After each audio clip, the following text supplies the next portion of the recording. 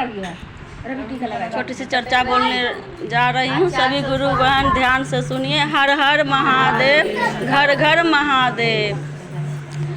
एक गुरु भाई थे, तो वो शिव गुरु के शिष्या बने थे, लेकिन वो बहुत गरीब थे।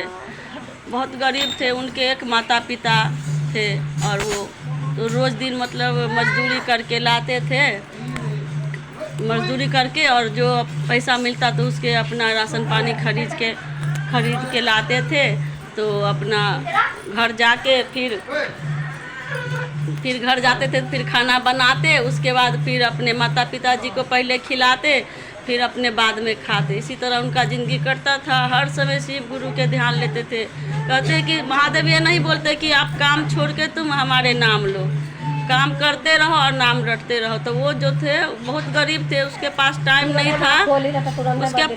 नहीं था कि वो अपना बैठ के चर्चा करे चाहे नाम ले। तो महादेव के नाम लेते थे और काम करते थे। और कभी महीना में 2 महीना में उसको टाइम मिलता तो मंदिर में जाता भगवान के जल चढ़ाने। तो ऐसे करते करते एक समय आया कि शिवरात्रि का दिन था। तो वो सोचे कि आज तो महाशिवरात्रि के दिन है, भोले बाबा का दिन है, तो आज मैं मंदिर में जाऊंगा जल चढ़ाने के लिए। तो वो सोचा कि मंदिर में जाऊंगा जल चढ़ाने के लिए। तो वो सोचा कि जल्दी जल्दी काम करके अपना और जाऊं, जल चढ़ा के आऊँगा, फिर अपना जाऊँगा काम करने खेत में। तो सुबह बहुत जल्दी उठ के नहा धोवा लिया। वो तो गरीब था, उसके पास अच्छे कपड़े नहीं थे कि वो पहन के और जल चढ़ाने जाता। फटे पुराने जो था वही पहन लिया और गया कि अपना जल चढ़ा के जल्दी से आ जाऊंगा।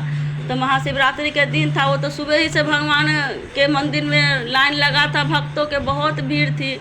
और वो जब गया जल चढ़ाने के लिए तो उसे गरीब था, फटे कपड़े देख के, फटे पुराने कपड़े पहन रखा था। तो उसे सब बोल रहे कि तू मंदिर में नहीं आएगा जल चढ़ाने के लिए। पंडित जी बोले कि ऐसा कपड़ा पहन के आया है जल चढ़ाने के लिए, तो मंदिर में नहीं आना, बाहर ही रहो। सारे भक्त बोले कि बाहर रहो। अब वो तो बहुत परेशान हो गया कि मुझे तो काम करने भी जाना, आज कमाऊंगा नहीं, काम करके कुछ पैसा नहीं मिलेगा तो मेरे माता पिताजी तो आज भूखा ही रह जाएगा, क्या करूं। बहुत परेशान था। लोटा में जल ले और मंदिर के पास बाहर खड़ा था। तो सोचा कि अगर जल नहीं चढ़ाने देगा ना, कोई भक्त नहीं जाने देगा, तो मैं मंदिर के बाहर ही जल चढ़ा के चला जाऊंगा, क्या करूंगा। तो महादेव सोचे कि ये तो सबसे मेरा प्रिय भक्त है, इसे कैसे मैं बाहर छोड़ूं। तो उसने देखे तो महादेव सोचे कि क्या करूं। तो उसने क्या किया कि एक मंदिर में एक स्टील का परात था। जो स्टील का परात था वो अचानक से सोना का बन गया। जब सोने का परात बन गया तो उसने सारे भक्त जल कौन चढ़ा रहा है, तो सब परात के पीछे भागा कि मेरा है।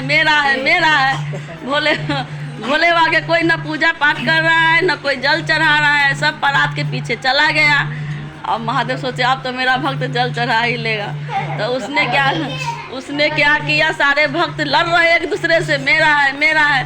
तो पंडित जी बोले कि ऐसे में तो किसी का नहीं होगा, ऐसा करो तुम सारे भक्त एक लाइन लगा लो और बारी बारी से जाओ। तो जैसे कोई जाए परात लेने तो वो स्टील के बन जाए, और जैसे रखे तो सोना के बन जाए। फिर दूसरे जाए लेने तो स्टील के बन जाए, फिर रखे तो सोना के बन जाए।